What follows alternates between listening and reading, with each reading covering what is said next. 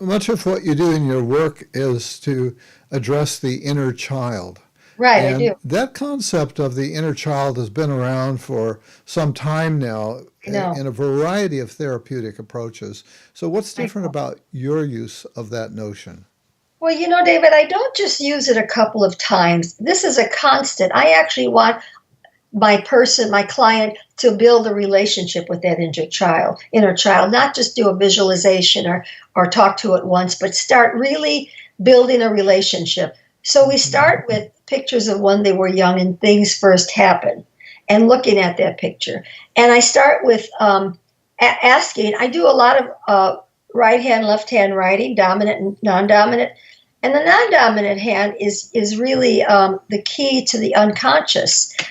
So, in fact, a lot of the newer trauma therapists are saying that unless the information and feelings are coming from that child, it's only the adult reporting it, and it doesn't really take it where it needs to go. It doesn't take it out of them.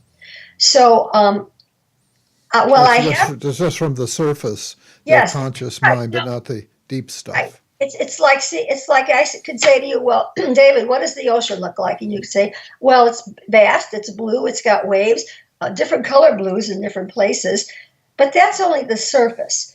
If you went deep sea diving, you would find all kinds of worlds down there, and that's what we have to Mm. do to really get to the heart of the matter here. Yeah, yeah, yeah. And you mentioned that. Well, one of the distinctive things about your work is the right-left that you just mentioned, Yes, drawing with the non-dominant hand, right. writing with the non-dominant Yes. hand. Oh, And do you really see, uh, because I've not tried this with myself or other people, right. do you really see a distinct difference?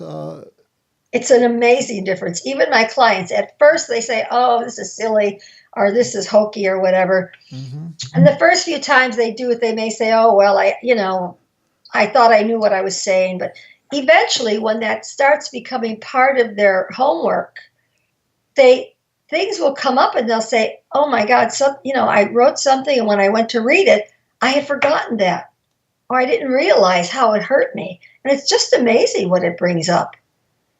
Yeah, yeah. I can barely write with my right hand with my dominant Me hand, too. but maybe I could print. I'm not sure I could do cursive with the But non-dominant it doesn't hand. have to be a lot of writing. Sometimes a few words are as powerful as many sentences, and we don't need a lot. Yeah, Eventually, though, people do start writing more, which is quite interesting. yeah. Now, someone might ask you, why go back and revisit the inner child when the outer adult is the one that's in pain right now? Well, because that pain is coming from somewhere, and if you don't get to the root of it, see, most of my people who've been in therapy for 15 or 20 years come in and they say, I know my story. I know everything. I know this. I know that. Fine. They do know everything. But what happened? They know everything and nothing has changed. And Hmm. that's a problem. So, what they know up here is not what they feel in here. And it's my job to get the two together. And that's why I do this work this way. I have to get them to meet. Otherwise, what they know here doesn't change anything inside. And that's the problem. People, with all of their knowledge, can't make changes. And they don't know really what's keeping them. They want to make changes, and they don't know what's keeping them. Yeah. And you're trying to help them get their quote story out. And this would Right. be the story The abuse. of the abuse Yes. And from the also, perspective of the child. child.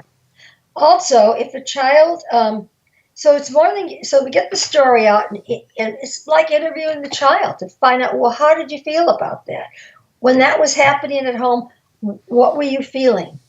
Um, and then to help the adult part grow and be a good parent. Because if you have a scared child inside of you, David, somebody's going to have to embrace that child and say, I'm here now. I have you.